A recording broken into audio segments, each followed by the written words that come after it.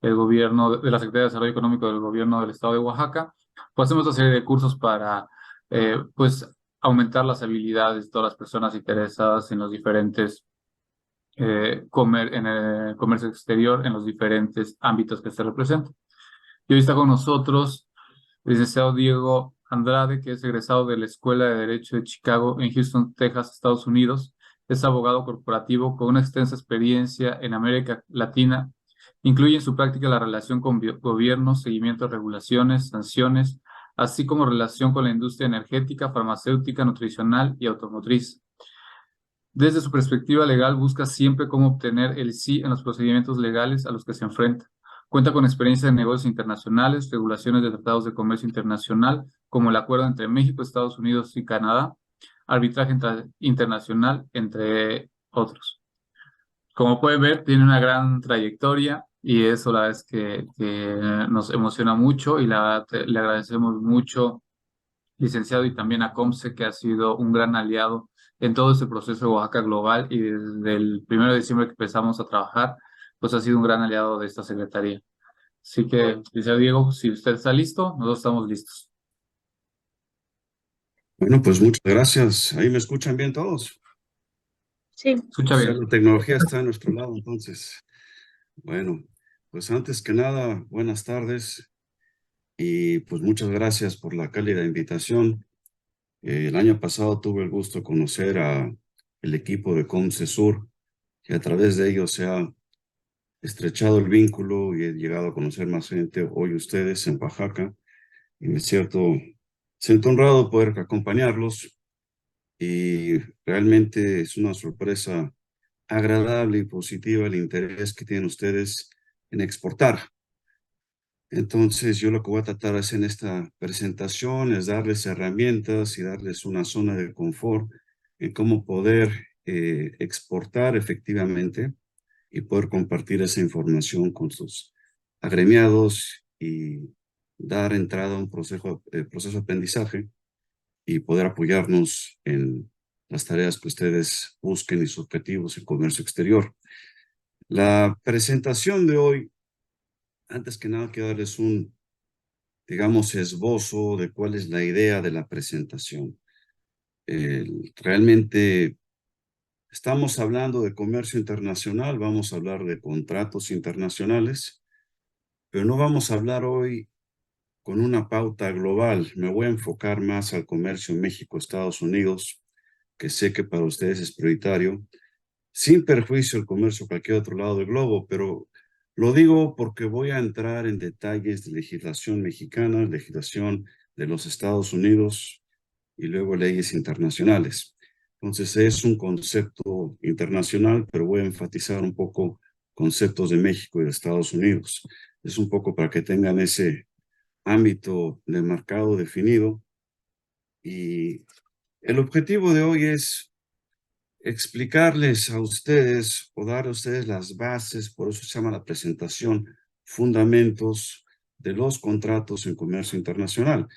Quiero que el auditorio tenga, digamos, exposición a ciertos conceptos clave, porque no es lo mismo un contrato, celebrar un contrato dentro del ámbito territorial de validez, sea en México, sea en Estados Unidos, sea en Texas, que hacer un contrato internacional, porque obviamente cambian las premisas. Estamos hablando de un vendedor, exportador y un comprador, importador en países distintos. Entonces eso nos va a conllevar a tener que entender el sistema jurídico de cada lado, tener que decidir qué derecho va a aplicar y regir el contrato, y en caso de una controversia, que esperemos no suceda, pues si llega a suceder, cómo se va a ventilar esa conferencia, esa disputa. Entonces, el objetivo de la conferencia principalmente es darles el ABC de los contratos en operaciones internacionales. No me voy a ocupar del aspecto de los aranceles, fracciones arancelarias. Eso ya es más específico cuando ustedes estén exportando. Pero eso sería, digamos, la fase B. En el punto A, yo les quiero dar las bases para que tengan contratos que los protejan debidamente. Dicho eso, si podemos pasar a la siguiente diapositiva, por favor, siguiente slide. Empiezo con este slide porque ustedes son mi auditorio en Oaxaca, en México, Entonces sería lo obvio empezar a apuntar los conceptos que ustedes ya entienden y ya conocen, con los que están familiarizados de su propio sistema jurídico. El Código Civil Federal en México, no entré al de Oaxaca, todos se parecen mucho, el modelo es el Código de 1928. Me voy a basar en el federal porque es el que todo el mundo conoce para evitar irme estado por estado. Pero si ustedes ven, y esta fuente sí está en español, en el segundo renglón estoy transcribiendo el artículo 1792 del Código Civil Federal de México, que nos dice que un convenio es el acuerdo de dos o más personas para crear, transferir, modificar o extinguir obligaciones. Y luego su correlativo, que es artículo 1793, que le sigue, y ahí está en la diapositiva, en el cuarto renglón, los convenios que producen o transfieren esos derechos y obligaciones se llaman contratos. Entonces, es la idea que tenemos en México, que es un país de tradición latina, de derecho civil, derecho escrito, derecho de códigos. El concepto es muy claro, se establece en un código y cuando se crean y se transfieren derechos y obligaciones, tenemos un contrato. Si vamos a la siguiente slide o diapositiva, vamos a tener nuestro primer choque cultural, llamémosle. Cultural en todo el sentido de la palabra, pero también cultural jurídico, porque el derecho a los contratos en Estados Unidos es un animal completamente distinto que en México o cualquier país de tradición de derecho civil o tradición romanista o derecho continental, como el quieran llamar, cualquier país que funciona con base en códigos. El derecho de los países anglosajones, ustedes seguramente saben esto, más bien es un derecho que es un derecho casuístico, es un derecho que evoluciona con los precedentes que emiten los tribunales. Entonces, toda la doctrina del derecho americano, y los contratos no son excepción, gira alrededor de precedentes de casos que se ventilaron de tribunales de Estados Unidos. Sin embargo, existe un pedazo, llamémosle un código, no es legislación, es un código. Ustedes lo han de haber visto alguna vez, Uniform Commercial Code, UCC, es el código uniforme de comercio. Sin embargo, no se trata de un código stricto sensu legislado por algún congreso, sea el federal o el congreso en estado, no. Este es un cuerpo de leyes, digamos, es un cuerpo de principios, normas propuestos por los sectores académicos en los años 50. Es una serie de principios que sirven para que los estados soberanos, sea Texas, Oklahoma, Missouri, cada estado, los 50 estados federales, legisle su propio derecho de contratos usando el UCC como modelo. Y esto obedece a la necesidad que se dio en el comercio moderno de armonizar y uniformar las leyes, porque si son demasiado distintas, hay inseguridad jurídica y hay conflictos de leyes. Entonces, a partir de los años 50, se hizo un esfuerzo en Estados Unidos por tratar de homologar y armonizar la legislación en materia de contratos, y para ese efecto se emitió el Uniform Commercial Code como ley modelo, que fue adoptada por los 50 estados de la Unión Americana. Esta legislación, bueno, no es legislación stricto sensu, pero este cuerpo jurídico tiene algunos principios que van a ser similares a lo que ustedes conocen de México, pero va a haber otros que son diametralmente distintos. Y con eso quisiera yo pasar a la siguiente gráfica o slide, por favor. La sección 2, el Uniform Commercial Code tiene 9 artículos modelo, y el artículo 2 es el que, digamos, regula todo lo relativo a los contratos. Y como digo yo, lo han copiado, lo han adaptado, lo han modificado los distintos estados, es una ley modelo, pero digamos, lo que quiero que ustedes vean aquí, no les voy a leer todo, y mis disculpas, algunas fuentes las puse en idioma castellano, otras en inglés, pero eso se debe que las fui, digamos, poniendo en la presentación conforme las encontraba. En algunos casos solo conseguí el texto en inglés, en otros conseguí el texto en español, y donde haga falta, con todo gusto les traduzco. No les voy a leer todo, me gusta que tengan ustedes acceso a la gráfica para que sepan dónde encontrar derecho relevante para sus contratos cuando exporten a Estados Unidos. Pero lo único que quisiera yo, digamos, compartirles es el primer párrafo, que en la doctrina norteamericana realmente no se hace la distinción entre convenio y contrato como en México. Cuando se crean o transfieren obligaciones es contrato, si se crean, modifican, transfieren es convenio. Ellos no hacen esa distinción. La distinción que hacen los americanos es realmente, es un código de comercio y en eso se parece al código de comercio en México porque aplica a los comerciantes. Pero únicamente habla de contratos de venta de mercancías y habla de contratos presentes, que es decir, donde la obligación de dar es vigente en este momento, o contratos a futuro. Entonces, la distinción primera que hacen ellos es el contrato actualmente en vigor y el contrato que en algún momento entrará en vigor. Y realmente los dos se circunscriben a la venta de mercancías, a la venta de bienes tangibles, pero finalmente la distinción que hacen ellos en los, digamos, conceptos fundamentales de contratos es venta presente, venta futura. Me parece que ese es un dato interesante que deben de guardarlo en su subconsciente porque eso va, el día que ustedes firmen un contrato con un comprador en Estados Unidos y para el caso de que aplique la ley de algún estado de los Estados Unidos, lo importante es que ustedes estén, no que sea hacia la defensiva, pero que no estén sorprendidos si ven distinciones que no reconocen o que difícilmente encuentran su equivalente en el derecho mexicano, que no van a estar familiarizados con el concepto. Y otro concepto interesante, realmente es un juego de palabras, pero tiene consecuencias jurídicas.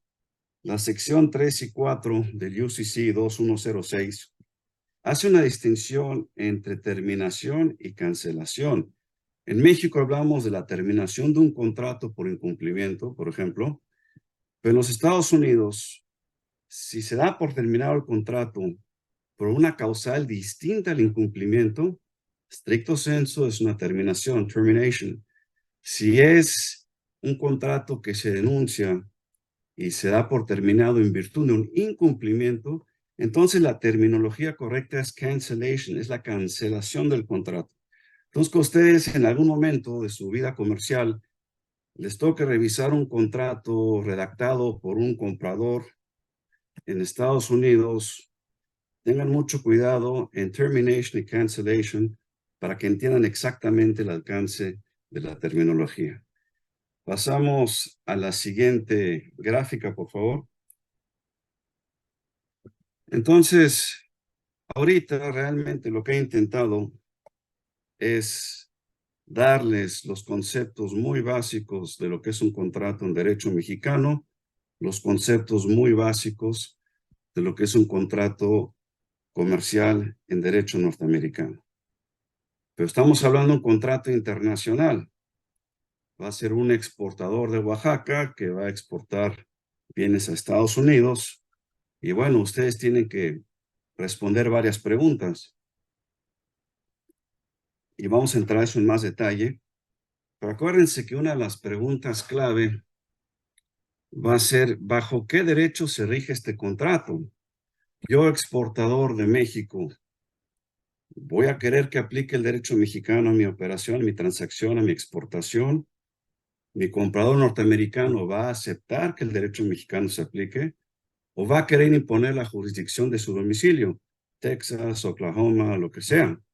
Entonces, aquí es donde se pone la cosa muy divertida, porque finalmente, yo sé que en el comercio, day to day, se mandan órdenes de compra y todo eso, pero tiene que haber un contrato marco que rija la relación, aunque sean los términos y condiciones generales de contratación que vayan impresa en una factura o que las partes intercambien, pero en algún lado, en algún documento, en algún instrumento, tiene que estar definido el alcance, las obligaciones y derechos de cada parte. Por eso es bien importante esto. Y el derecho aplicable me paso al tema. ¿Qué sucede cuando las partes no se entienden? Sea que hay un incumplimiento o un supuesto incumplimiento, o sea simplemente que hay una diferencia en la interpretación del contrato, pero esa diferencia tiene un impacto económico. Por eso en los contratos internacionales, y dejémoslo para efecto de exposición, el contrato donde comprador y vendedor están domiciliados en jurisdicciones distintas, es importante tener una cláusula de resolución de controversias. Y esa puede, si las partes lo acuerdan, acuérdense que aquí digamos, la decisión suprema es de las propias partes contratantes.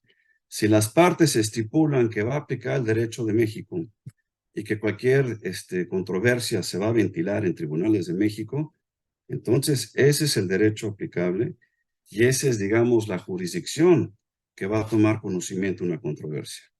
Si las partes deciden que el derecho de Texas se aplica y que el, digamos, tribunal competente más los tribunales de Harris County en Houston, entonces cualquier controversia tiene que ventilarse en tribunales nacionales de Estados Unidos.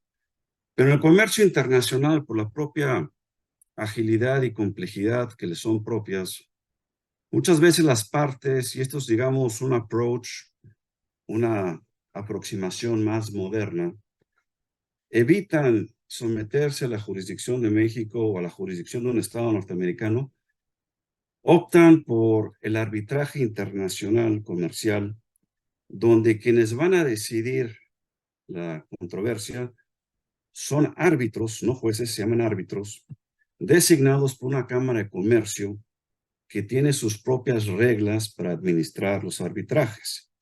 Entonces, si, digamos, el exportador de México y el comprador de Estados Unidos tienen una disputa y pactan que el derecho, y para eso necesito la siguiente gráfica, por favor, que, digamos, se van a someter al arbitraje internacional, necesitamos inexorablemente tener una cláusula de arbitraje.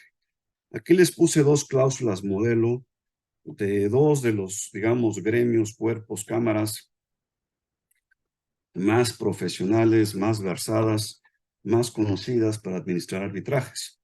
Uno, la Cámara de Comercio Internacional, que tiene su corte de arbitraje internacional con sede en París, Francia, y el otro es el AAA, el American Arbitration Association, que realmente es una cámara que administra arbitrajes con sede en los Estados Unidos. Si quieren leer la primera cláusula, no es una visión general.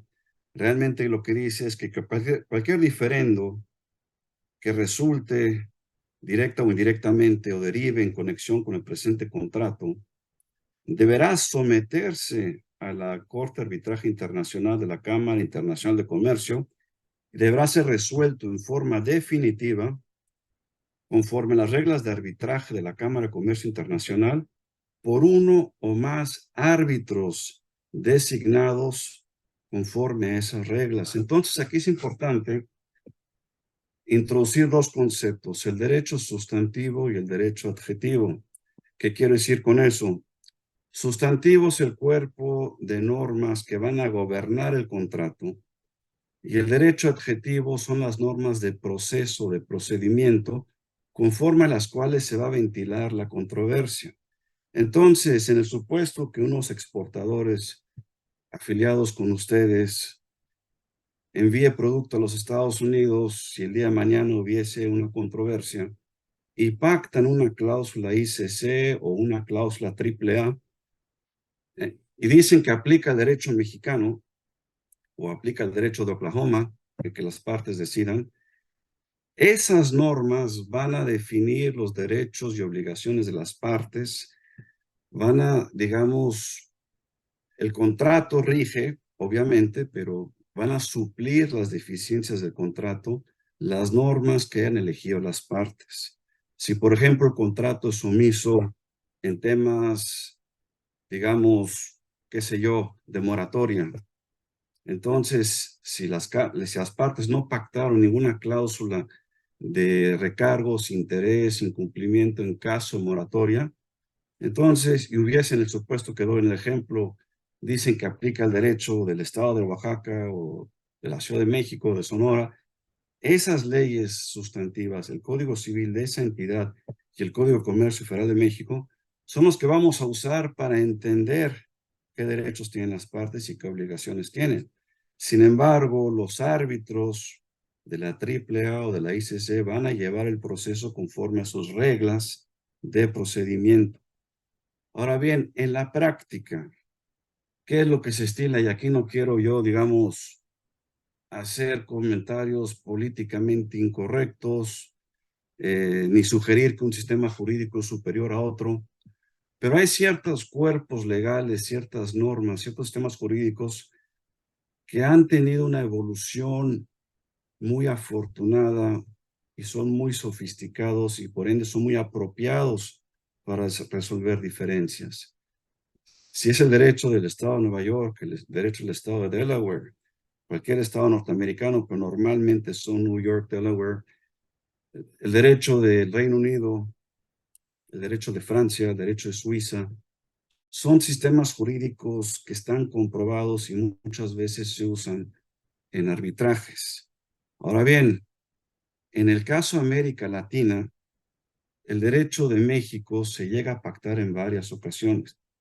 El sistema mexicano en los últimos 30 años, desde que México abrazó enteramente los principios de derecho internacional privado, conflicto de leyes en 1988, de ahí para adelante una evolución, podemos decir, muy afortunada, de tal suerte que no es nada fuera de lo común ver que haya un arbitraje que sujete a ley mexicana cuando una de las partes es de América Latina, porque es un sistema jurídico que ha demostrado ser suficientemente sólido y robusto para resolver una controversia.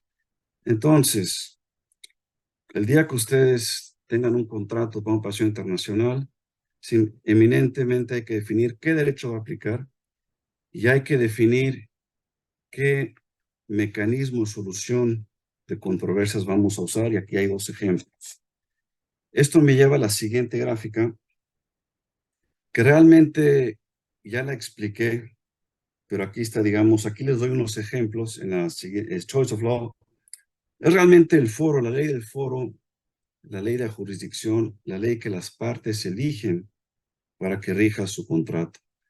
Realmente en la práctica le llaman Forum Selection Clause o Governing Law Clause. En español sería realmente el derecho aplicable, y esa es la cláusula.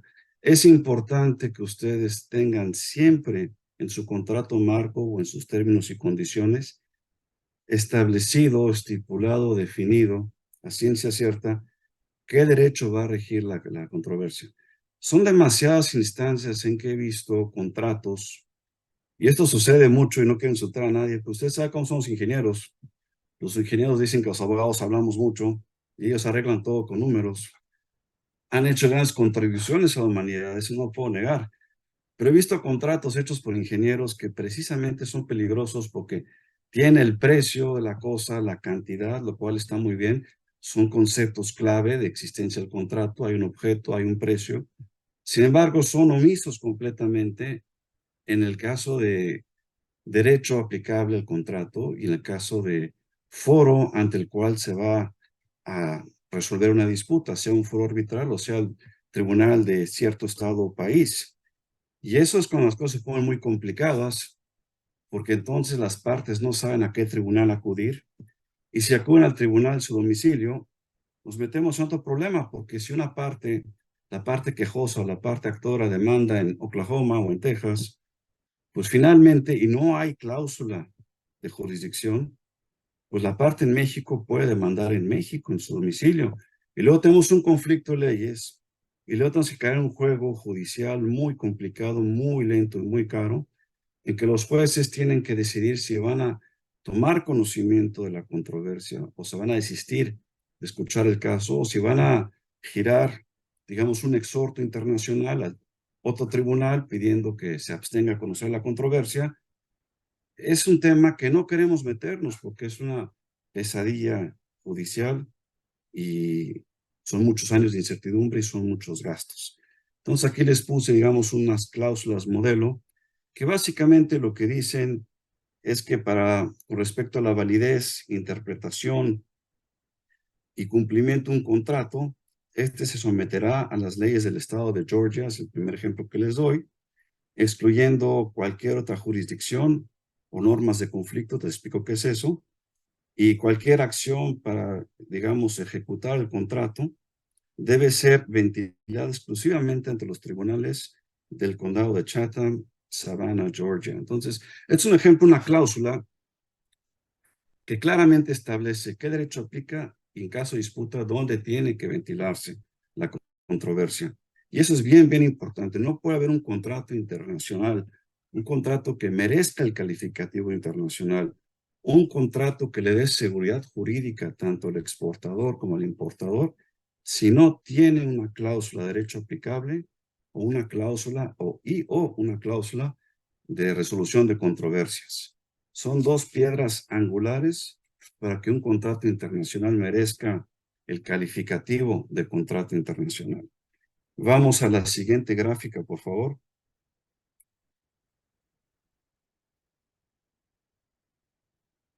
Si tienen preguntas, sientan la libertad de interrumpirme o si quieren lo vemos al final, eso dejo en manos de ustedes, pero no quiero irme demasiado rápido. Lo que yo voy a tratar en esta charla, yo quisiera que todos ustedes salieran de esta exposición entendiendo conceptos que son angulares para un contrato internacional o saber por lo menos desarrollar la intuición de dónde buscar en un contrato que estén cubiertos o dónde puede haber un riesgo. Y por estos conceptos, lo que yo quiero es que entiendan conceptos clave. Y ahora bien, ya hablamos del derecho aplicable, hablamos de la cláusula de arbitraje. Vamos a hablar ahorita de la ejecución de un laudo arbitral. Porque ustedes me van a decir, con justa razón, bueno, ya tengo un contrato internacional, ya tengo una cláusula de derecho aplicable, ya tengo una cláusula de resolución de controversias, ya nos gastamos una fortuna en ventilar un pleito, una disputa ante la Cámara de Comercio Internacional, ya tengo un laudo arbitral, a diferencia de una resolución judicial que es una sentencia, la resolución que dan los árbitros se llama laudo, un laudo arbitral.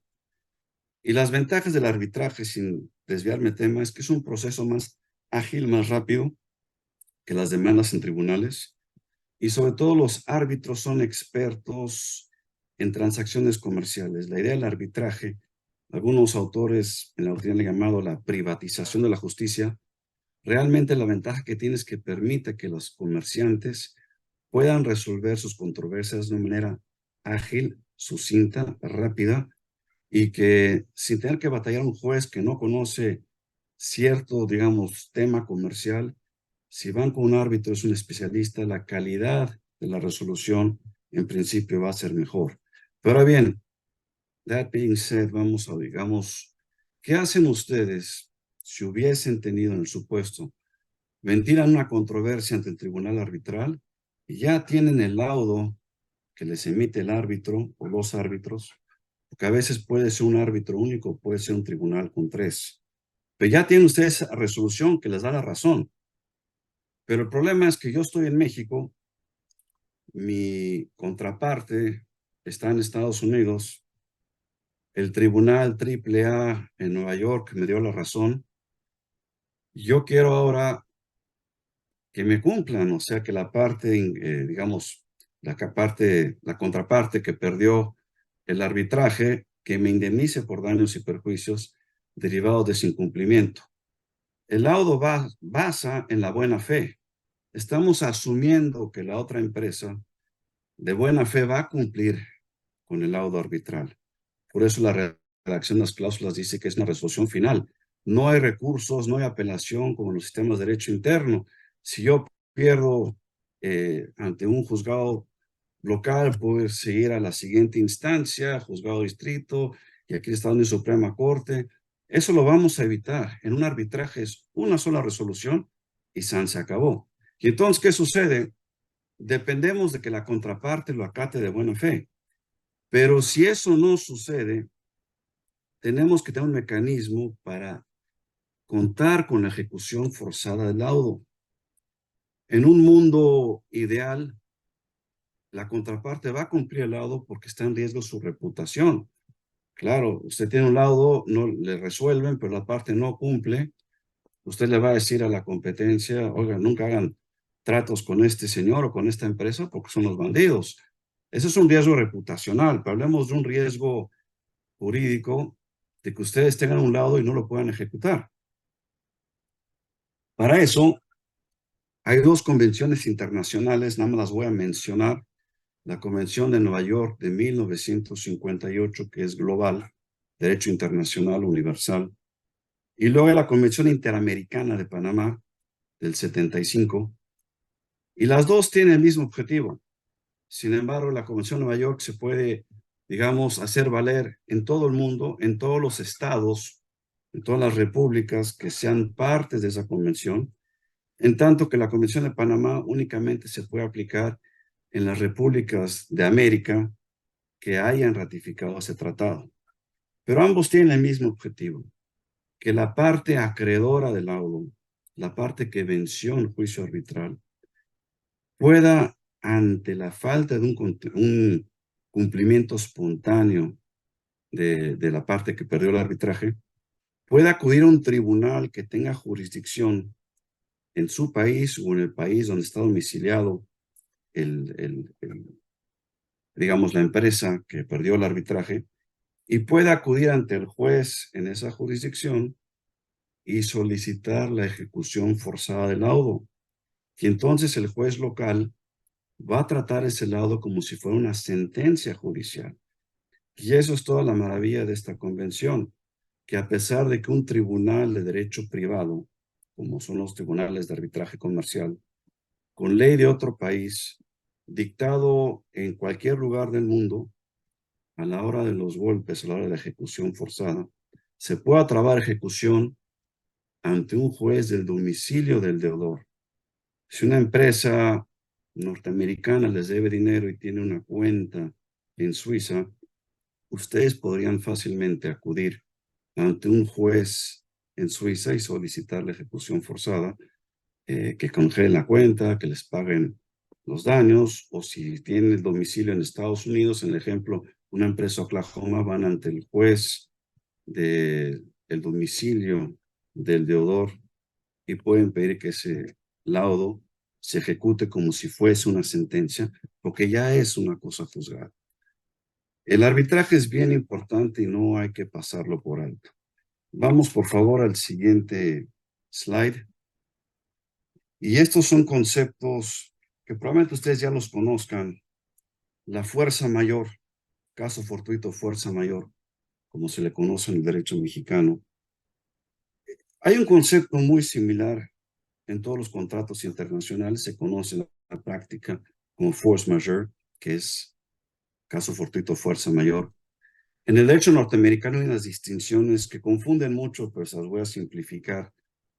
Pero en suma, ¿de qué se trata? Yo creo que muchos de ustedes ya saben eso, que el incumplimiento de una parte, el incumplimiento de un contrato, es, digamos, es permitido, no se considera un incumplimiento, no tiene consecuencias adversas. Si la parte incumplió en virtud de un caso fortuito o fuerza mayor, ¿qué es esto? Un hecho superior que está fuera de su control.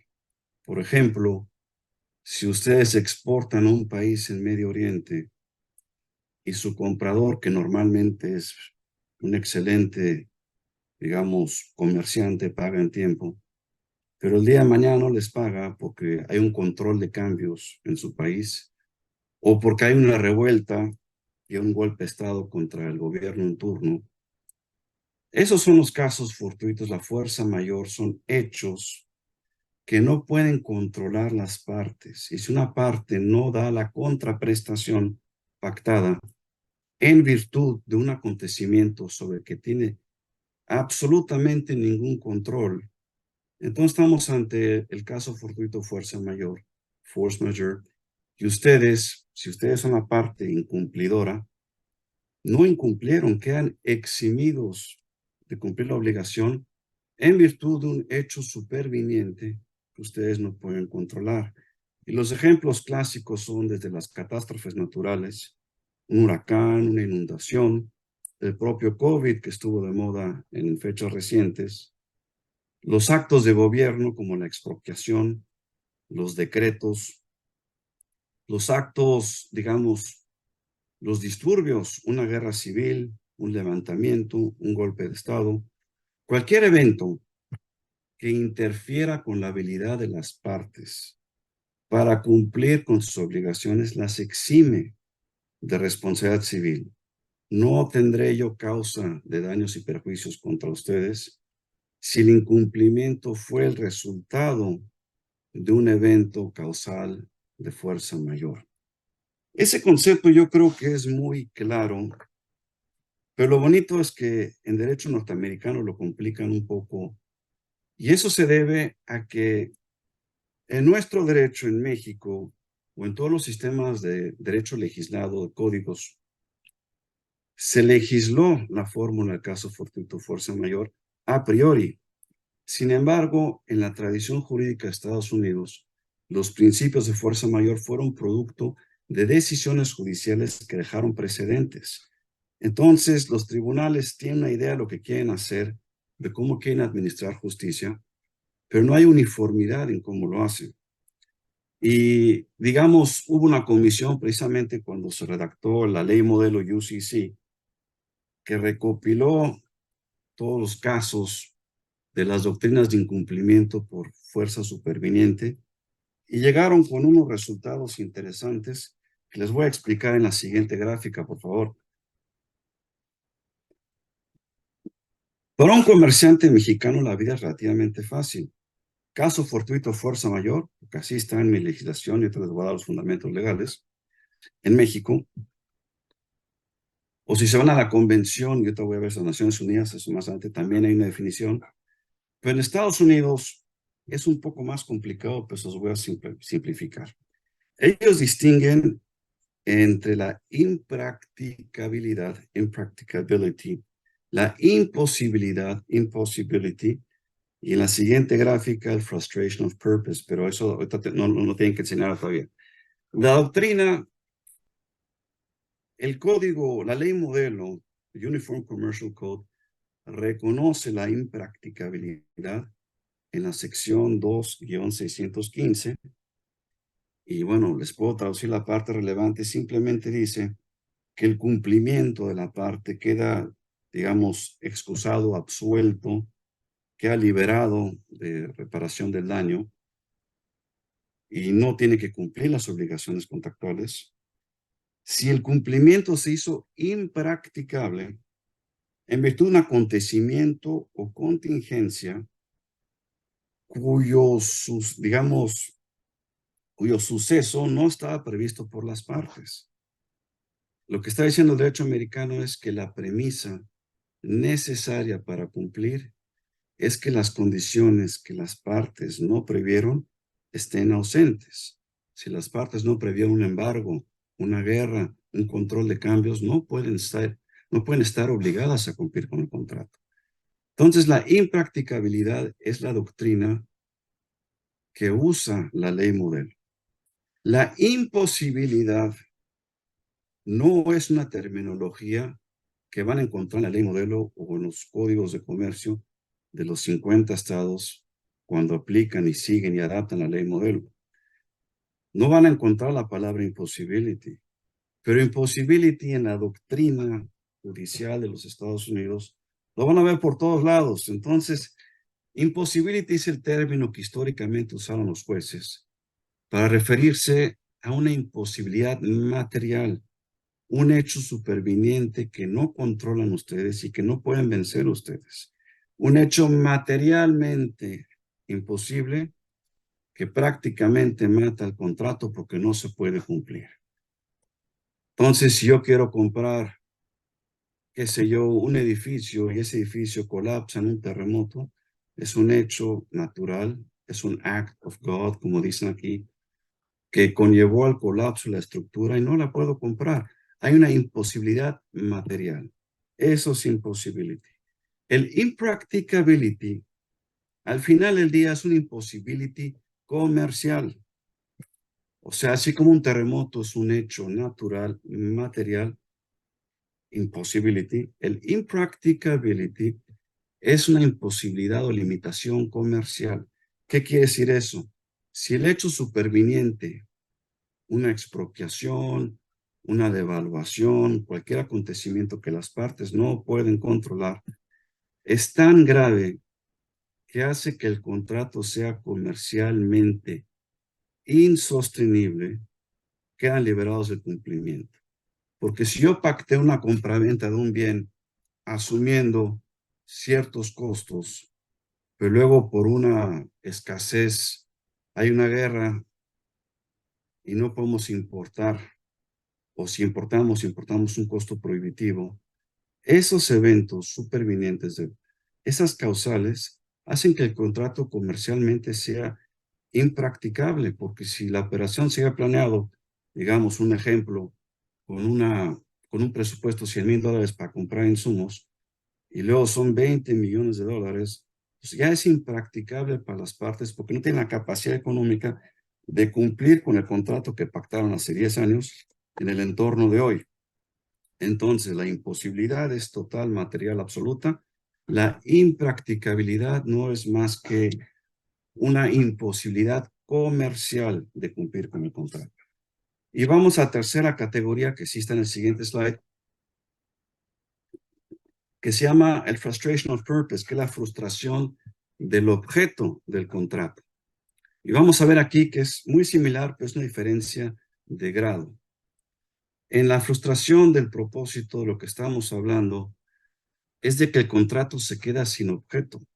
Por ejemplo, en el impracticability, yo podría en teoría cumplir con mi obligación, pero el costo se ha hecho tan oneroso que ya es prohibitivo, que no es sostenible, entonces puedo eximir mi responsabilidad. En el frustration of purpose es al revés. El contrato se queda sin objeto y ya no tiene caso cumplirlo porque la prestación ya no se va a dar. Si yo quisiera comprar una escultura o una pintura de un cierto, digamos, artista, y ese artista se enferma o fallece, pues ya no voy a poder comprar esa estatua.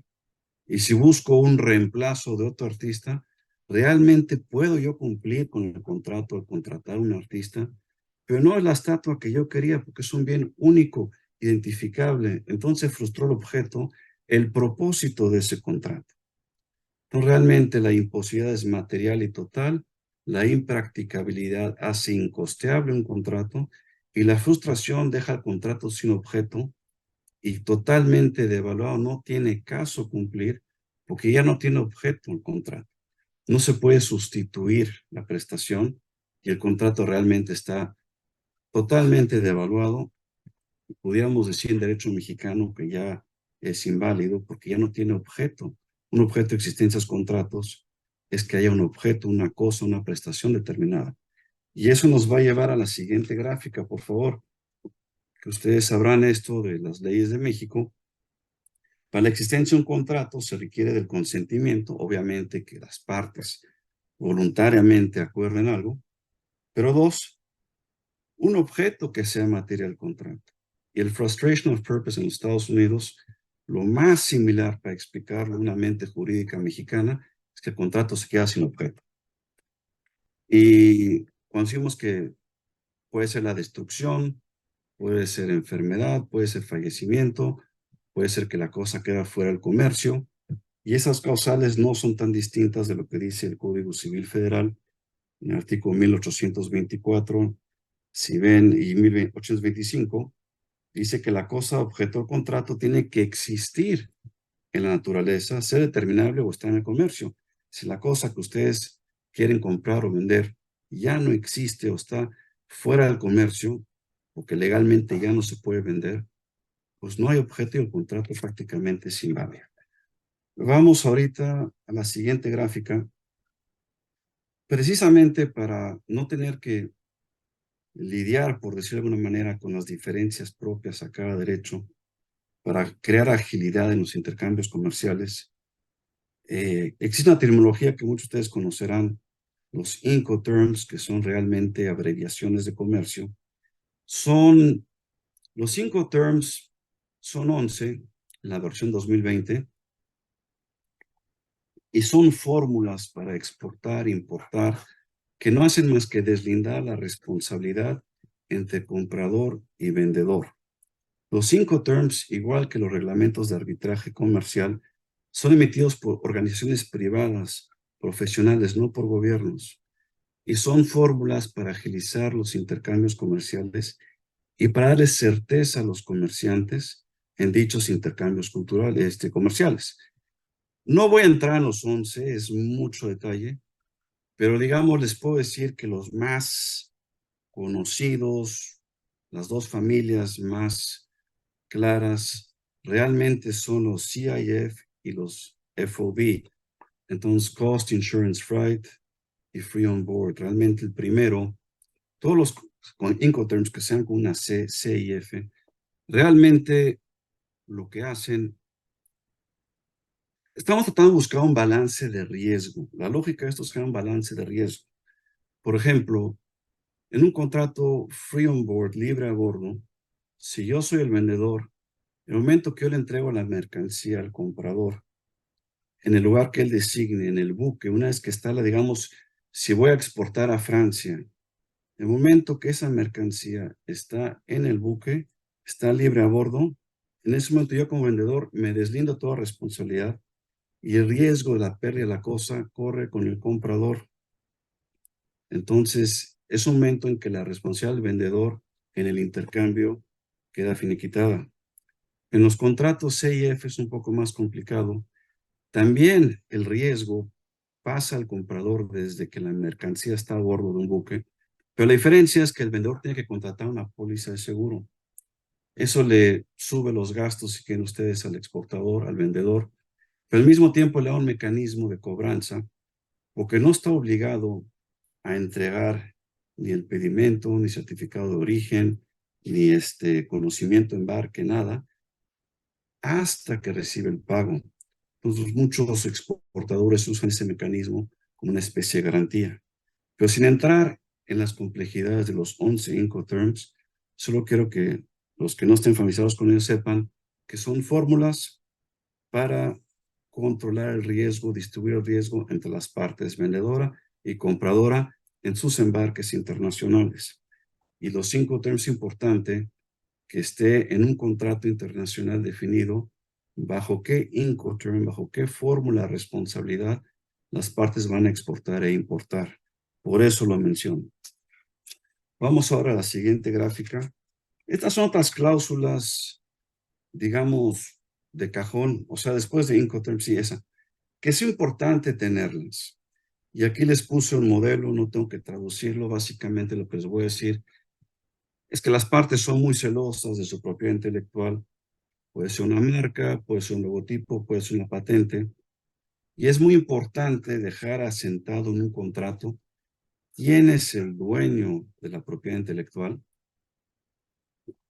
y si la otra parte puede o no utilizar esa propiedad industrial, o sea, tiene una licencia, sí o no, para usar las marcas de ustedes, para usar las denominaciones de ustedes, los logotipos de ustedes.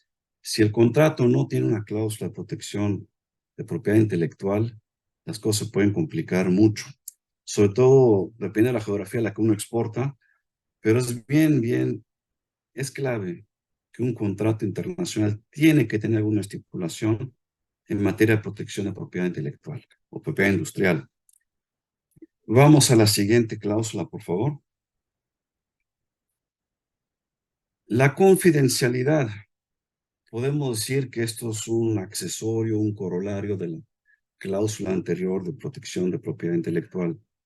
La confidencialidad es clave porque obliga a que las partes guarden cierta discreción y conserven los secretos industriales que pueden conocer en sus tratos con la otra parte. Por ejemplo, una marca, una patente, cubren eso. Una marca como un distintivo con el cual yo comercio un producto, una patente, una invención, pero hay mucha información que simplemente el know-how, cómo se hacen las cosas, un secreto industrial que realmente no está registrado, pero existe. La manera en que uno hace negocios, las estadísticas que tiene la otra parte. Ustedes pueden estar expuestos o sus compradores pueden estar expuestos a información industrial muy sensible que es de ustedes, es de su negocio. y para tener, digamos, la garantía de que la otra parte no va a diseminar irresponsablemente esa información, se requieren cláusulas de confidencialidad. Quiere decir que solo puede saber la persona que tiene que saber, no puede difundir esa información sin previa autorización del propietario titular de esa información. Y debe haber, por ejemplo, si ustedes tienen o su contraparte tienen asesores externos que van a entrar en contacto con su know-how, con su información comercial, con sus estadísticas de ventas, con sus procedimientos para elaborar algo, es bien importante que todos estén obligados a la confidencialidad, porque si entonces alguien disemina un secreto industrial, ustedes tienen derecho de acción ante esa persona, sea su contraparte o sea un tercero subcontratado por su contraparte. Lo pueden demandar en el tribunal que corresponda, incluso un tribunal arbitral, puede ir a un juez local, pero es bien importante que tengan ustedes un mecanismo para forzar y garantizar la confidencialidad. Y si vamos al siguiente slide, este es un tema que está muy de moda desde hace algunos años y probablemente ustedes ya lo escucharon mencionar, pero es un tema que lamentablemente en muchos países no se toma suficientemente en serio. Y digo lamentablemente porque luego errores relativamente inocentes, o más bien errores que se pudieran haber evitado fácilmente, desencadenan auténticas catástrofes legales que tienen un costo brutal para las compañías. Toda la filosofía del compliance, el cumplimiento, la adherencia a las prácticas éticas de comercio, en países como los Estados Unidos, pero en otros países como Reino Unido, han tomado un peso. Podemos tener una discusión de café si excesivo o no, pero el caso es que ahí está. Y si las partes no cumplen con ciertas prácticas mínimas en materia de ética, prácticas de negocio, aunque la conducta suceda en un país ajeno a Estados Unidos, puede haber una repercusión legal en Estados Unidos.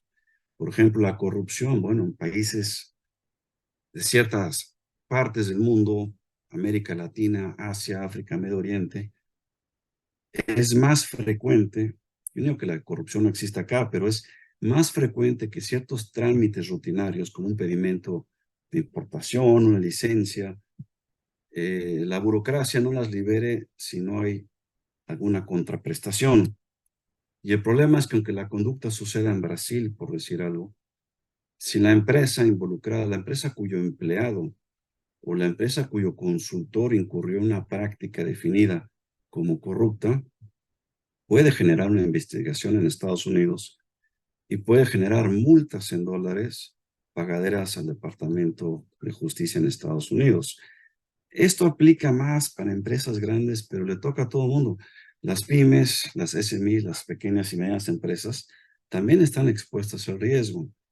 Entonces, siempre en la práctica suceden cosas que no podemos controlarlas por más que capacitemos al personal, les demos cursos para no incurrir en prácticas corruptas, prácticas indebidas. Puede suceder en algún lado, en la cadena, en algún lado va a suceder. Entonces, la mejor manera para que una empresa se proteja es en su contrato tener una cláusula compliance en que dicen que van a entrenar a su personal para cumplir con la ley americana en materia de corrupción, el Foreign Corrupt Practices Act, el FCPA, y no van a ofrecer dinero a funcionarios de gobierno a cambio de recibir un favor a cambio. Quiere decir, tiene que haber una cláusula que ponga en evidencia que la empresa se va a someter a prácticas éticas y transparentes. Eso va a proteger a la empresa. Y además de tener en su contrato, es importante que en su momento dé la capacitación a su personal para que estas cosas no sucedan, o si suceden, se minimicen. Esto es bien, bien importante. Mucha gente lo pasa por alto y luego se topa, somos una empresa brasileña. Esto pasó en Río, en Curitiba. Pues no, señor. Usted le vendió a un comerciante en Estados Unidos, hubo una investigación, hubo prácticas irregulares. Ustedes tienen un domicilio, usted tiene una subsidiaria domiciliada en Estados Unidos y eso le da a un juez norteamericano jurisdicción de aplicar el FCPA y puede haber unas multas. Y esa es una práctica contemporánea que no podemos ignorar. El compliance es un riesgo comercial enorme y un contrato que no reconoce su existencia y que no manifiesta que las partes, y pienso sobre todo en ustedes, yo fui el abogado que representa a uno de ustedes, y voy a insistir que esa cláusula esté ahí, porque si el día de mañana hubiese una investigación, yo tengo una defensa afirmativa, puedo demostrar, puedo evidenciar que la empresa se comprometió a inicio en tener prácticas éticas de negocios. Y obviamente eso debe ir acompañado de una política interna y de capacitación, aunque no la den ustedes, contratan a un consultor que les dé la capacitación, se puede hacer en línea, pero tiene que haber una cultura compliance para proteger a la empresa. Y eso en el comercio internacional hoy en día es esencial, medular, necesario, no negociable. Hay que tener una cláusula de compliance y hay que respaldarla con prácticas, capacitación, y hay que evidenciar que se practica una cultura y que se dan la capacitación al personal. Y de ahí pasamos al siguiente slide, por favor. Y este slide lo pongo en esta parte de la presentación, porque ya hablamos del derecho mexicano, del derecho norteamericano, cómo los conceptos que maneja cada uno de los sistemas jurídicos pueden confundir o pueden conciliarse. Ya hablamos de las cláusulas que se necesitan en un contrato internacional que va a dar certeza jurídica a las partes. Pero creo que es importante también hacer mención a un cuerpo normativo, a una convención internacional que es completamente relacionada aquí, que es la UNCITRAL, CNUDMI, la Convención de Naciones Unidas para el Derecho Mercantil Internacional, con sede en Viena. Es un organismo de Naciones Unidas que ha desarrollado toda una legislación internacional para los contratos, para evitar que las partes tengan que elegir un derecho aplicable, el derecho mexicano, el derecho de Texas, el derecho de Francia, pueden regirse por la Convención de Naciones Unidas para la Compraventa Internacional de Mercaderías. Es una convención que entró en vigor en 1988. Hay más de 140 países miembros. Entonces, mientras las partes en un contrato estén domiciliadas o tengan nacionalidad de cualquiera de los estados signatarios que ratificaron la Convención de Viena para la Compraventa Internacional de Mercaderías, ese puede ser el derecho sustantivo de su contrato. Y es importante que lo sepan porque es un derecho que está diseñado como un traje a la medida para los contratos internacionales. Y tiene cláusulas, tiene sus propias reglas de arbitraje, tiene disposiciones en materia de fuerza mayor y caso fortuito. Es un derecho muy interesante porque además de que simplifica los conceptos, recoge conceptos de varias culturas, sistemas jurídicos y los amalgama en un cuerpo. Este es un tratado de aplicación voluntaria. Como es internacional, no es que un gobierno lo imponga, no es un derecho soberano, como las leyes de México, las leyes de Estados Unidos. Es un cuerpo internacional de normas a las que las partes contratantes en un contrato mercantil internacional pueden adherirse voluntariamente, pero es un cuerpo, digamos, legislativo bastante desarrollado que tiene sus ventajas si se pacta su uso en un contrato, o incluso ustedes pactan un arbitraje, pueden solicitar que el arbitraje sea conforme a las reglas de la UNCITRAL, por su abreviación en inglés, o CNUDMI, Comisión Nacional de las Naciones Unidas para el Derecho Mercantil Internacional. Eso es un cuerpo legislativo, es un derecho sustantivo y adjetivo que ustedes pueden aplicar a su contrato. Y de ahí me voy a la parte final, que realmente es aterrizar todo esto. Hablamos del derecho de México, derecho de Estados Unidos, del derecho internacional. Hablamos de la Convención de Naciones Unidas para Intercambio de Mercaderías. Y finalmente volvemos a aterrizar en el tema del TLC, que era antes, que es ahora el TMC, el USMCA, el Tratado de Libre Comercio de ahora, que realmente va a fomentar esos intercambios comerciales entre partes en México y Estados Unidos y Canadá, así como también los tratados de México, la Unión Europea. Es un marco de derecho internacional regional que facilita los intercambios comerciales entre las partes. Hay un trato de la nación más favorecida, hay unos tratos no arancelarios para los miembros del tratado, y realmente lo que estamos diciendo es que son tratados regionales diseñados para agilizar los intercambios comerciales, pero no son incompatibles con el derecho internacional general, porque es más extenso. Un tratado de libre comercio regula los intercambios en una cierta zona geográfica. El derecho internacional aplica en todo el mundo, y la convención citral y el siguiente slide, simplemente los pongo ahí para que ustedes sepan que no es incompatible, no son mutuamente excluyentes la Comisión de Derecho Internacional de Naciones Unidas y el TLC, o bueno, el TREME, que es ahora el USMCA, el NAFTA, no es incompatible, es el mismo fenómeno, pero regional. Y al ser regional, simplemente es más explícito, porque es más fácil regular intercambios con menos socios que con todos los socios. Únicamente puse un slide ahí como una forma de resumen que básicamente da un breve, muy breve resumen de las principales áreas que cambiaron o se agregaron cuando se pasó del NAFTA, del TLC o TLCAN al USMCA o el Tratado de México, Estados Unidos, Canadá, que es vigente desde julio 1 de 2020. Simplemente quiere decir que hay derecho nacional, derecho internacional, derecho regional. El derecho regional, a su vez, es un byproduct, un corolario del derecho internacional. Eso para que tengan ustedes la perspectiva, un sentido de contexto. Y luego, último, y como dicen aquí en Estados Unidos, last but not least, en la siguiente gráfica, por favor. Yo sé que muchos de ustedes o sus agremiados van a tener una cierta inquietud cuando exportan a Estados Unidos. Y lo hablaba yo con alguien ahorita antes de empezar la conferencia, que hay un temor a lo desconocido. Y se me ocurrió que sea bueno ponerles este breve slide. Lo tomé directamente de la página de la autoridad aduanera en Estados Unidos, el Customs and Border Protection, porque básicamente cuando un exportador mexicano, vaya, exporte su producto a Estados Unidos, le venda a un importador o a un comprador en Estados Unidos, va a tener que, él y su agente aduanal y su broker en Estados Unidos, van a tener que cumplir con ciertas formalidades del proceso, certificado de origen, todas cosas muy divertidas, muy burocráticas. Pero no voy a entrar en detalle, eso es muy amplio.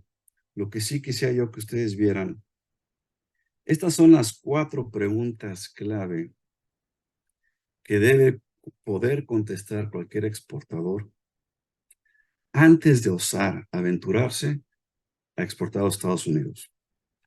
Son preguntas que a propósito emite la autoridad prácticamente para decir a los exportadores, no envíen su producto sin antes tener clara la respuesta a estas 4 preguntas, porque si no, lejos de beneficiarnos de estos enlaces comerciales bajo el Tratado de Libre Comercio, que era el Tratado de México, Estados Unidos, Canadá, ahora, tengan por favor estos 4 aspectos muy claros. Y los pueden leer ustedes cuando tengan tiempo, incluso les puse el sitio web, pero básicamente las preguntas se reducen a lo siguiente.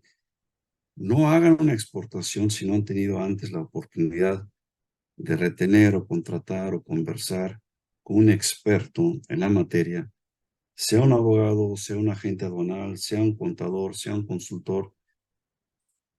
Es imperativo que tengan la asesoría necesaria antes de realizar el acto de exportación. 2, quieren saber siempre, en Estados Unidos ustedes lo saben, se maneja mucho el sistema de declarar de buena fe, y si uno miente, pues las cosas se complican mucho. Entonces, ponen esas preguntas porque quieren que uno reconozca, que uno esté dispuesto a responder, si se le pregunta, que en efecto se ha consultado la exportación con expertos de la materia.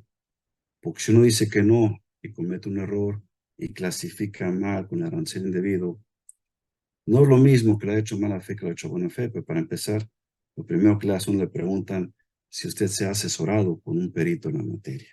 Y uno tiene que estar dispuesto a responder que sí.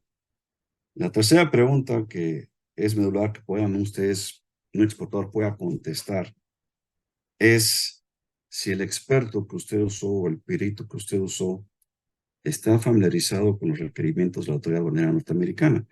Y por eso mismo pone ahí el portal, la persona que lo está asesorando realmente conoce la materia. Y por último, siempre van a querer saber si el puerto de entrada es nada más uno o son varios, porque los criterios pueden variar.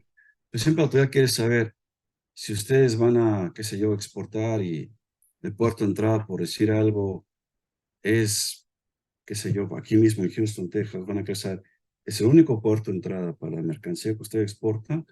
¿O también van a mandar mercancía a través de Port Elizabeth de New Jersey? Van a querer saber cuáles son los puntos por los cuales va a ingresar esa mercancía de exportación a territorio norteamericano, lo que van aquí, el stream of commerce, en qué momento se incorpora su producto al flujo comercial, el punto de entrada en el territorio nacional de Estados Unidos. ¿Es nada más uno o son varios? ¿Cuáles son? Y básicamente es simplemente, en la medida en que uno tenga la capacidad, haya hecho su tarea, su due diligence, y pueda responder a estas 4 premisas básicas, el proceso de exportación no debería ser un problema, pero bueno, se los puse ahí para que lo puedan consultar en la página del Customs and Border Protection, pero me pareció que sería bueno que supieran cuáles son los 4 puntos medulares que la autoridad quiere que estén contestados antes de iniciar la exportación. Y con eso yo creo que ya llegué a 45 más minutos, 55 de exposición, no quiero excederme. Y si tienen preguntas, sugerencias, quejas, me lo dicen con toda confianza. Aquí al final les puse las fuentes principales donde ustedes pueden consultar la información que les compartí hoy. Y si quieren ingresar en mayor detalle, aquí van a encontrar eh, pues los orígenes de dónde saqué parte de la información que les expuse en su presentación. Y básicamente eso es todo de mi parte.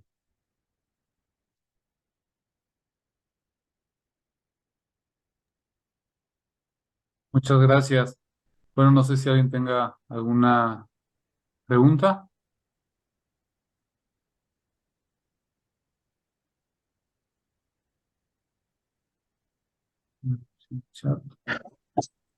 Eh, por ahí puedo abrir mi micrófono. Sí, adelante. Buenas tardes, gracias por la plática. Nosotros somos productores de mezcal y bueno, justamente estamos trabajando la intención de querer, bueno, el querer iniciar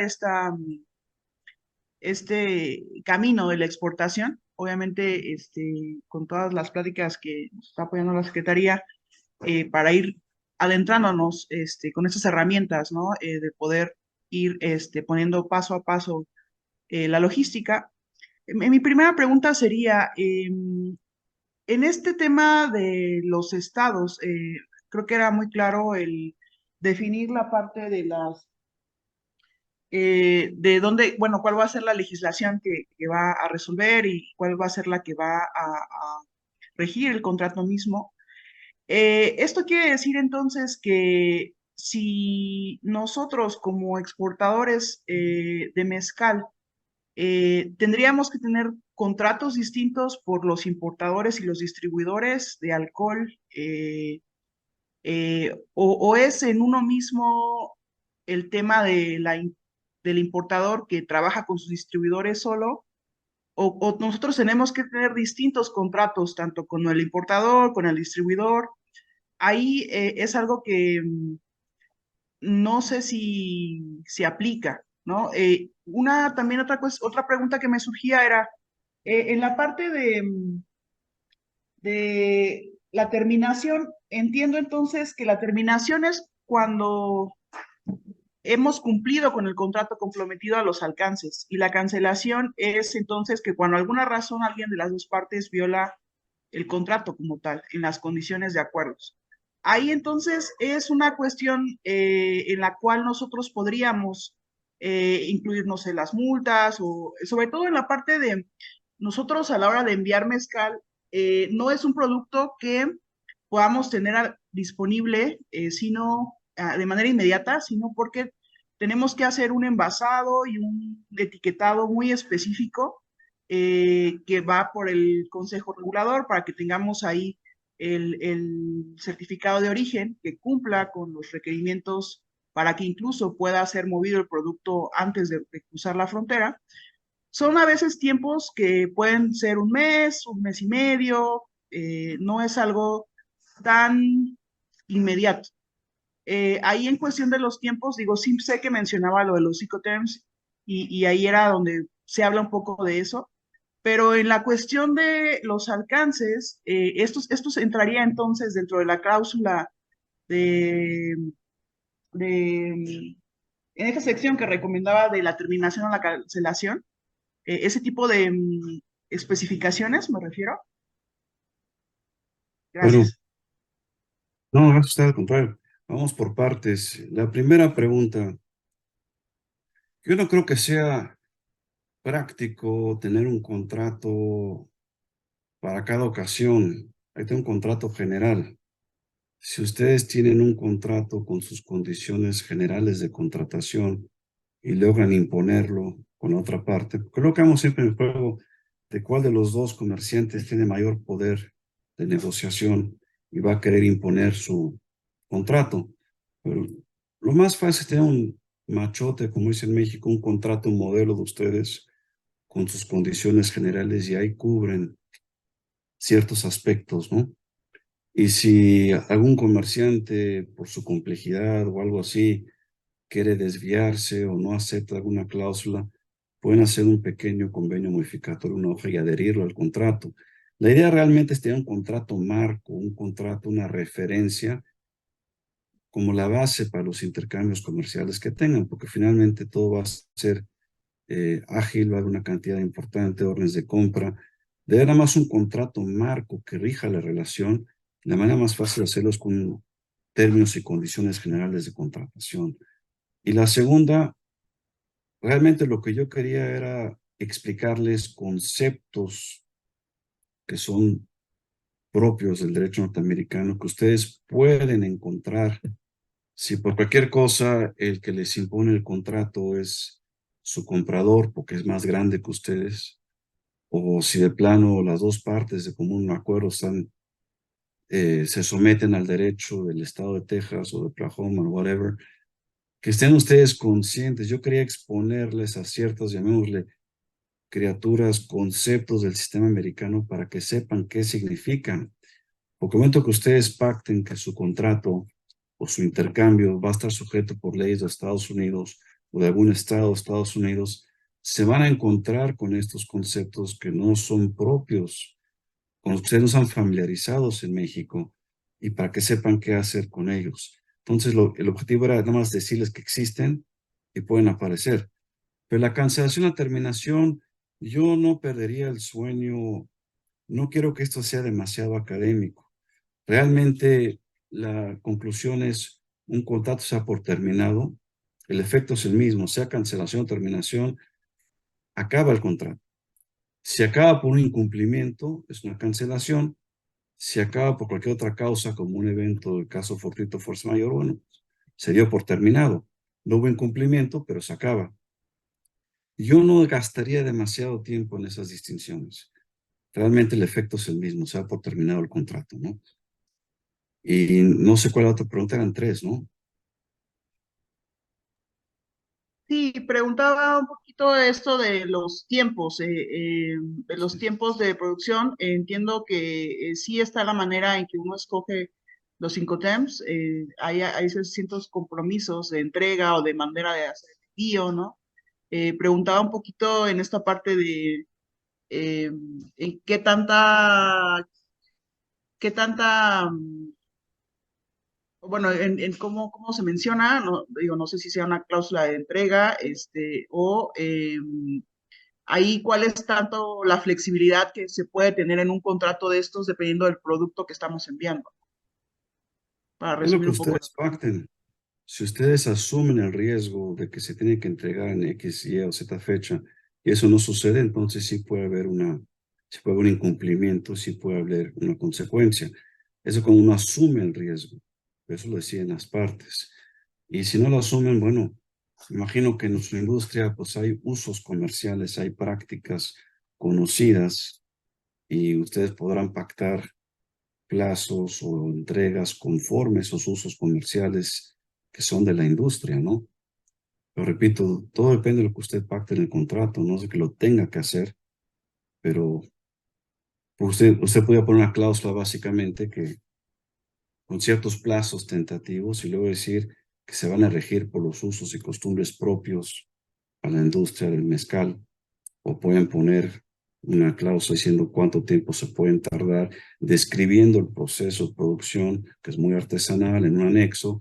Ustedes pueden generar evidencia explicando por qué el proceso puede tomar cierto tiempo y es una obligación de hacer, no solo de dar, es de hacer y estar sujeto a ciertos calendarios. Ustedes tienen proveedores también.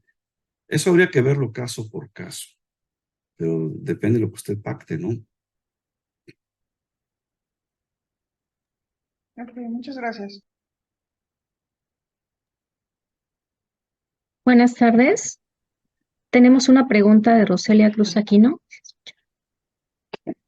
Eh, ¿Se debe elaborar un buen contrato con todas las cláusulas sugeridas? Adicional, ¿se debe tener al experto para ese fin? La pregunta es, si usted requiere un contrato debidamente elaborado por un experto, ¿esa es la pregunta? Es correcto y que contenga el contrato todas las cláusulas sugeridas. Es muy recomendable, es altamente recomendable, no es obligatorio que las tenga, pero es altamente recomendable para que usted tenga la seguridad jurídica necesaria en sus intercambios. O sea, el contrato sería prudente que lo redactaran con abogados, iba a su agente aduanal, pero que no haga un ingeniero lo legisle de cuarto de atrás, porque eso es un riesgo, ¿no? Pero sí, la recomendación, vaya, esto no es una cosa que tiene que hacerse, aquí es una recomendación.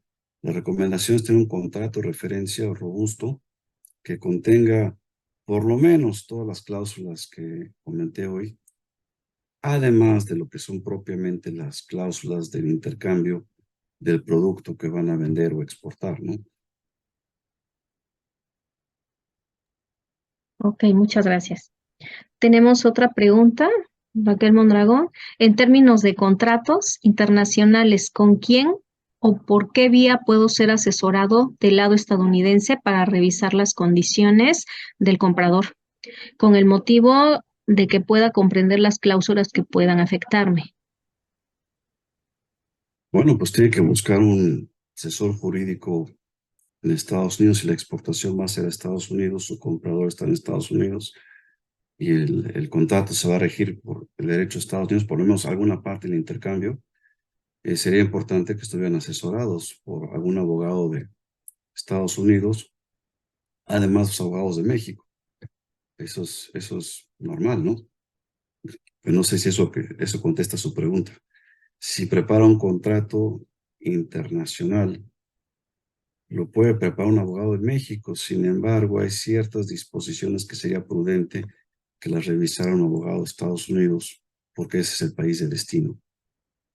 Más que nada que no tenga cláusulas que atentan contra el orden público en Estados Unidos. Hay normas de derecho administrativo, normas públicas que impone cada estado, como los impuestos, los gravámenes, todo eso. Acuérdense que el contrato es un documento de derecho privado. Lo que se pacta ahí es entre las partes. Quiere decir que ustedes pueden hacer un contrato privado con un abogado en Estados Unidos, en México, pero van a estar más tarde la asesoría legal para las normas de orden público, para hacer debidamente su exportación. Entonces van a necesitar las dos cosas al final del día, ¿no? Porque hoy hablamos del derecho privado del contrato, pero las normas administrativas de orden público necesariamente van a necesitar una asesoría de abogados en el país de destino, ¿no? Y eso ustedes o su comprador, pero es importante que ustedes también tengan su opinión por separado, ¿no? Porque si no va a depender todo lo que el comprador les diga, ¿no? Pero no sé si eso conteste su pregunta. Es muy Eh, general la pregunta. sí, no, sí, enfocado a qué tipo de abogado tendría que contratar para asesorarme. ¿Puede ser derecho aduanal en Estados Unidos? Sí, aquí hay abogados de todas las áreas, según el grado de especialización y sí, o sea, puede contratar abogados para el tema del contrato, para el tema de incorporar una entidad aquí, una sociedad, eh, abogados para el tema de impuestos por separado, un asesor aduanal. Normalmente acaba uno contratando distintos especialistas, ¿no? Para estar debidamente cubierto. Nosotros, por ejemplo, somos abogados, le damos asesoría corporativa, contrato. Pues si, por ejemplo, le podemos ayudar con muchos de los aspectos que cubre la exportación. Pues si, por ejemplo, hubiese un pedimento con una clasificación arancelaria que no corresponde al producto y la autoridad aduanera inicia un procedimiento contra su empresa, ahí tendríamos que subcontratar a un especialista que se dedica exclusivamente a litigio administrativo en materia aduanera. Pero vaya, van a necesitar varios especialistas y eso contesta su pregunta. Y obviamente le podemos ayudar. Si, por ejemplo, hay un área que no asesoramos nosotros, podríamos decirle con quién verlo para estar seguro que usted cae en las manos adecuadas, ¿no? Nunca busque un abogado porque está en un directorio telefónico o en el internet. Tiene que ser una referencia creíble para que haya la debida seriedad profesional, ¿no? Ok, muchas gracias. Contestada su pregunta. Independientemente de todas las cláusulas sugeridas y que deben ser, sería lo más viable para la generación del contrato, eh, creo que una de las cláusulas muy importantes que tal vez no podrían faltar a reserva del comentario es la de compliance. Es muy importante, sí. Y le voy a decir por qué. Porque compliance se ha vuelto un área de auditoría. Y tenemos que pensar aquí una escala más grande. Esta presentación se enfocó un poco más México, Estados Unidos.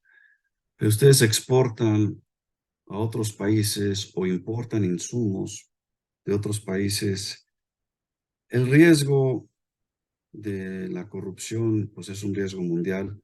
Como lo define la ley americana, es la contraprestación, es el pago de lo indebido o un favor, una cosa de valor entregada a un funcionario público para que no ejerza sus funciones o para que les ejerza de una manera que le convenga a su negocio. Hay algunas excepciones que prevé la ley en Estados Unidos. Por ejemplo, si usted está en un país, digamos, un país en África, en Medio Oriente, donde hay cierta violencia, y sus empleados tienen que pagar una coima con los peruanos, pagar algo indebido, porque está en riesgo su integridad física, los van a golpear, los van a arrestar. Aunque sea corrupto, eso no constituye un acto de corrupción para efectos de la legislación norteamericana, porque es obvio que usted va a proteger a sus empleados, socios comerciales.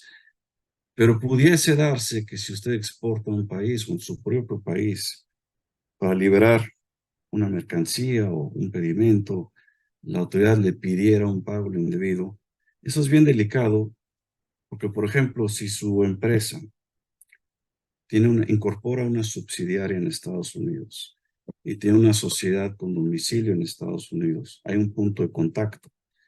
Y si alguno de sus empleados comete un acto indebido, y acuérdense, un acto indebido según la definición de la ley de los Estados Unidos en materia de corrupción, pues realmente, como tiene usted un domicilio en Estados Unidos, pues sí hay jurisdicción, ¿no? No los quiero espantar con esto. El gobierno, el Departamento de Justicia, obviamente, los recursos limitados que tienen los destina a investigaciones con empresas más grandes, donde sean más los recursos que se movilicen donde los potenciales actos de corrupción son más notorios. Realmente lo que estamos hablando aquí es una buena práctica de negocio.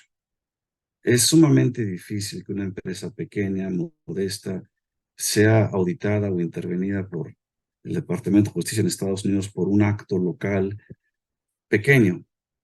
Lo que queremos más bien, como hay que entender este punto, es como una buena práctica de negocios. Hay que tener la cláusula para dejar la constancia que la compañía se adhiera a los lineamientos de la ley norteamericana en materia de corrupción y que va a entrenamiento a su personal y que lo va a revisar. Porque eso es una defensa para la empresa. Acredita que la empresa está cumpliendo con la norma norteamericana, porque es de aplicación extraterritorial, o sea, aunque sea ley federal contra corrupción norteamericana, si el acto de corrupción sucede en Brasil, por ejemplo, liberar un embarque que se exporta a Estados Unidos, el efecto de ese acto de corrupción se siente en Estados Unidos. Y esa es la lógica de la autoridad norteamericana para poder intervenir una compañía, a pesar de que el acto de corrupción sucedió en Brasil. Y por eso, más que un riesgo inmediato, hay que entender la cláusula de compliance como una recomendación para una buena práctica de negocio, porque es simplemente un tema de auditoría, ¿no? Es algo que debe estar ahí. Esa es más que nada una recomendación, vuelvo a lo mismo. Son recomendaciones para tener un contrato robusto. No quiero que todo el mundo se espante. Hay males en este mundo que no podemos resolver. La corrupción es uno de ellos. Pero lo que estamos hablando aquí es de tener un documento jurídico, un contrato que proteja debidamente a la compañía, acreditando que se adhiere a ciertas prácticas y al final del día es simplemente una buena práctica de negocios. Eso es todo lo que es. Véalo como un tema de auditoría más que un riesgo inmediato. Muchas gracias. Queda claro que no existe contrato entonces si no tiene una cláusula de derecho aplicable, ¿no? Bueno, puede existir, pero no es un buen contrato, ¿no? Y si quiere un contrato que le permita dormir en la noche, es bueno que tenga, entre otras, la cláusula de compliance, porque sí es clave. Y sobre todo cuando... Es muy interesante el origen de esa ley, mire, porque es muy curioso. El gobierno norteamericano en los últimos 20 años se dio cuenta que podía ser, que sea una buena manera de suplementar sus ingresos, las investigaciones por corrupción. Y si usted lee los periódicos, cada vez que el Department of Justice investiga a una compañía grande por prácticas indebidas, por ejemplo, Siemens, una compañía alemana muy grande que ustedes conocen, estuvo en los periódicos, es información pública. Tuvo unos contratos en Nigeria en los que obviamente son licitaciones públicas y obviamente se les otorgaron ciertos contratos en virtud de ciertos arreglos. Entonces uno se pregunta, bueno, si es una empresa alemana haciendo negocios en Nigeria, ¿por qué Estados Unidos hace una investigación y cobra una millonada en multa? La respuesta es la siguiente, porque Siemens es una empresa que cotiza en bolsa en Nueva York, entonces hay un punto de contacto con el foro norteamericano. Eso es bien peligroso. Número dos, obviamente la autoridad va a buscar a las empresas más grandes porque es una corrupción más notoria. Obviamente, digo, las multas no son pequeñas, ¿no? Pero realmente el origen de la ley de corrupción en Estados Unidos, el FCPA, se entró en vigor en 1976 y entró en vigor por unos contratos, y se los comento porque esto es curioso. Se llama Foreign Corrupt Practices Act, la ley federal contra actos de corrupción en el extranjero. Entonces uno lo puede leer, bueno, entonces quiere decir que todo lo que pase en países subdesarrollados es un potencial riesgo. Un lector que ve esa ley por primera vez siente, bueno, todo lo que haga yo en un país subdesarrollado es peligroso. Se puede percibir así, y los últimos 20 años los norteamericanos han sido muy sagaces en el cumplimiento de esta ley, con empresas grandes haciendo negocios en lugares recónditos del mundo. Pero lo irónico, y se lo comparto como una anécdota, es que esa ley se legisló en 76 por unos contratos entre empresas norteamericanas y, digamos, empresas europeas de defensa, Estamos hablando de países desarrollados, unas operaciones cuestionables entre contratistas de los Estados Unidos, contratistas de países de la OTAN para la adquisición de cierto equipo bélico en los años 70. Eso fue lo que fundamentó esta ley. Sin embargo, en la práctica hoy en día, donde la aplica constantemente el gobierno americano con empresas multinacionales que incurren en prácticas indebidas en países en vías de desarrollo, ¿no? Entonces es irónico ver como una legislación que se diseñó por prácticas que pasaban en países desarrollados, finalmente donde más se aplica es en países en vías de desarrollo, ¿no? Eso es un tema nada más anecdótico histórico, ¿no? Pero no sé si les iba a ilustrar el punto. Sí, sí, es correcto. Muchas gracias. ¿Existe otra pregunta? ¿Existe el término de consigna en Estados Unidos y saber si es una buena práctica de negocios? Sí, la consigna existe. El consignor, consignee es una terminología equivalente que existe aquí también, sí. So, la respuesta es sí.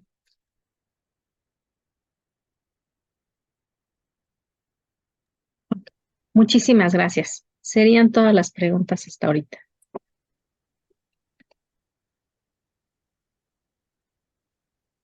Pues muchas gracias, licenciado Diego. Muchas agradecer a COMSE por todo el apoyo y a usted por su tiempo y por esta plática que la verdad sea de mucha utilidad.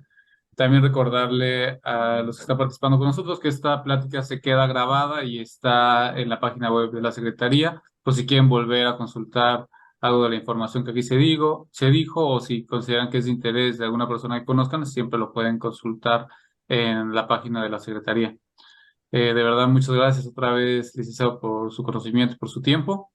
Y pues informaremos de las siguientes pláticas a través de nuestras redes sociales y los diferentes medios que tienen.